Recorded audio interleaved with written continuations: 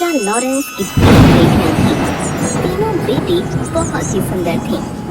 सबसे बड़ी राजकुमारी का नाम मैरी था और मंझली राजकुमारी का रोज था और सबसे छोटी और चंचल राजकुमारी का नाम एली था। सब बहुत हंसी खुशी से रहते थे। सब कुछ अच्छे से चल रहा था। एक दिन राजा लॉरेंस अपनी बेटियों के साथ खाना खा रहे थे। आज मैं आप तीनों से एक सवाल पूछता हूँ। हाँ पिताजी पूछो। बताओ तुम किसके भाग्य का खाते हो? पिताजी आप मेरे पिताजी हैं और मैं आपकी बेटी हूँ, इसलिए मैं आपके हक का खाती हूँ। रोज तुम बताओ, तुम किसके भाग्य का खाती हो? पिताजी आप ऐसा क्यों पूछ रहे हैं? आप एक राजा हैं और मैं आपके राज्य में रहती हूँ, इसलिए मैं राजा यानी आपके भाग्य का खाती हूँ। लॉरेंस अपनी दोनों बेटियों के जवाब से बहुत खुश था। फिर उसने अपनी तीसरी बेटी को अपने पास बुलाया। एली तुम बताओ, तुम किसके भाग्य का खाती हो? पिताजी हर इंसान और पशु पक्षी अपने अपने हक का खाते हैं, इसलिए मैं भी अपने हक का खाती हूँ। एली की ये बात सुनकर लॉरेंस को गुस्सा आ गया। ठीक है, अगर तुम अपने हक का खाती हो तो यहाँ से निकल जाओ। मैं भी देखता हूँ तुम्हारा भाग्य कितना बलवान है। मेरे दिए बिना तुम्हें कैसे खाना मिलता है। राजा ने गुस्से में आकर अपनी पुत्री को एक जंगल में छुड़वा दिया, लेकिन एली को समझ नहीं आया कि उसकी गलती क्या है। वो एक पेड़ के नीचे बैठी बैठी सोचती रही। थोड़ी देर बाद उसे नींद आ गई। जब वो सुबह उठी तो उसे प्यास लगी। वो चलने लगी। थोड़ी देर चलने के बाद उसे एक तालाब देखा। उसने उस तालाब में जाकर हाथ मुंह धोए। तभी वो तालाब पूरा सूख गया। वो आश्चर्य में पड़ गई। उस तालाब के नीचे सीढ़ियां बनी हुई थीं। वो सीढ़ियों के सहारे से अंदर जाने लगी। तभी उसने देखा कि वहाँ एक राजकुमार खड़ा है। वो उसे देखकर डर गई और वहीं खड़ी हो गई। जब कुछ देर तक वो हिला डुला नहीं तो वो समझ गई कि ये एक मूर्ति है। उसने जैसे ही उस मूर्ति को छुआ वो एक फाटक के रूप में बदल गया। ये सब क्या हो रहा है मेरे साथ? मुझे कुछ समझ नहीं आ रहा। वो थोड़ी देर तक वहीं रुकी रही और सोचने लगी। थोड़ी देर बाद वो उस गेट से अंदर चली गई। वो जैसे ही अंदर गई उसने देखा कि वहाँ एक सुंदर सा बगीचा बना हुआ है और बगीचे में सुंदर सुंदर फूल लगे हुए हैं और उसके बीचों बीच एक पोखर है। वो पोखर के पास गई। उसने वहाँ पानी और बगीचे में गिरे हुए फल खाए और सो गई। तभी उसके सपने में एक एंजल आई। बेटी तुम परेशान मत हो, तुम्हें मुझ पर भरोसा है ना, तो डरो मत, मैं हमेशा तुम्हारे साथ हूँ। जब तुम जागोगी तुम्हें एक राजकुमार दिखाई देगा। उस राजकुमार को छू लेना। तुम जैसे ही उस राजकुमार को छुओगी वो एक बहुत बड़े दरवाजे में बदल जाएगा। जब तुम उस दरवाजे के अंदर जाओगी तो तुम्हें एक महल दिखाई देगा। तुम उस महल के अंदर चली जाना। अंदर जाते ही तुम्हें 3 कमरे दिखाई देंगे जिसमें 3 सुंदर राजकुमार दिखाई देंगे। वो दिखने में तो एक जैसे होंगे। तुम उन तीनों को छूती हुई आगे बढ़ना।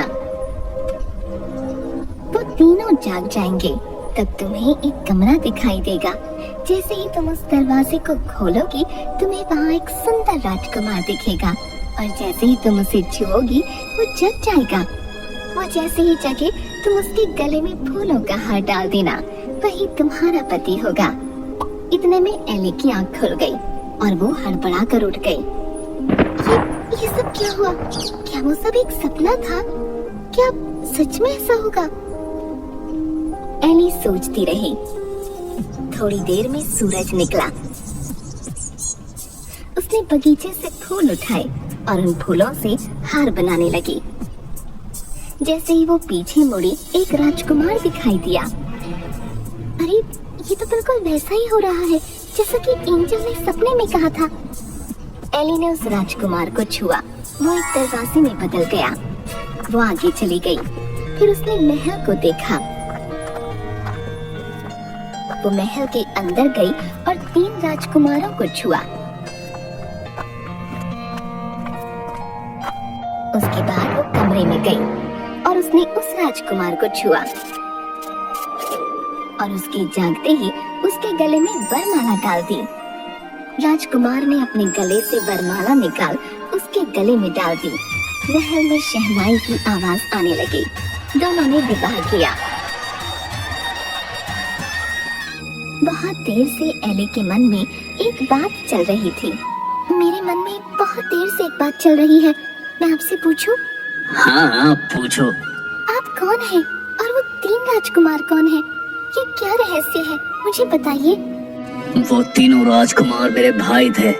हम सबको एक महात्मा पुरुष ने शाप दिया था। अनजाने में मेरे भाइयों ने एक मृग को और एक मृगनी का शिकार किया था, जिसकी वजह से वो दोनों पूरी तरह घायल हो गए और मरते मरते उन्होंने मेरे तीनों भाइयों को आजीवन सोने का श्राप दिया। जब मुझे ये बात पता चली, मैं भागा भागा वहाँ गया तो उन्होंने मुझे ये कहते हुए शाप दिया कि तुम्हारे राज्य में ये सब हुआ है, इसलिए तुम भी पाप के भागी हो। मैं उनसे माफी मांगने लगा। मेरे माफी मांगने पर उन्होंने कहा, मैं अपना दिया हुआ शाप तो वापस नहीं ले सकता। हाँ, इसका एक उपाय बता सकता हूँ।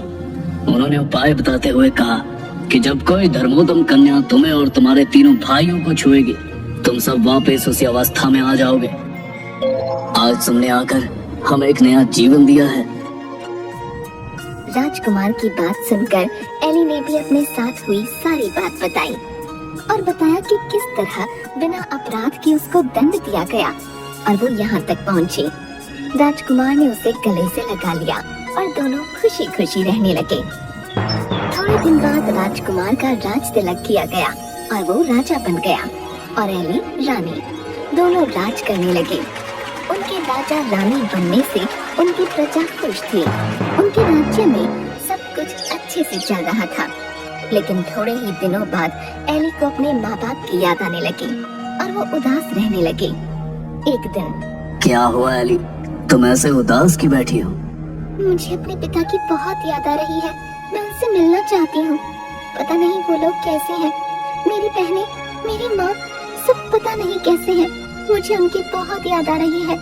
मेरे पिताजी को भी शायद अपनी गलती का एहसास हो चुका होगा। अगर ऐसा है तो चलो हम उनसे मिलने चलते हैं। तुम परेशान मत हो, हम कल ही तुम्हारे घर जाएंगे। दोनों राजसी ठाठ के साथ वहाँ पहुँचे। जब लॉरेंस ने देखा कि कोई राजा उनके राज्य की ओर अपनी सेना और हाथी घोड़ों के साथ आ रहा है तो वो डर गए। लेकिन वो कुछ नहीं कर सकते थे क्योंकि उनका अपना सारा खजाना खाली हो चुका था और उनके दोनों दामाद उनसे राज्य में हिस्सा मांग रहे थे। उनकी प्रजा भी दुखी थी। राजा लॉरेंस बहुत परेशान हो चुके थे। जब वो दोनों उनके सामने आए, वो एली को रानी के भेष में पहचान ही नहीं पाए।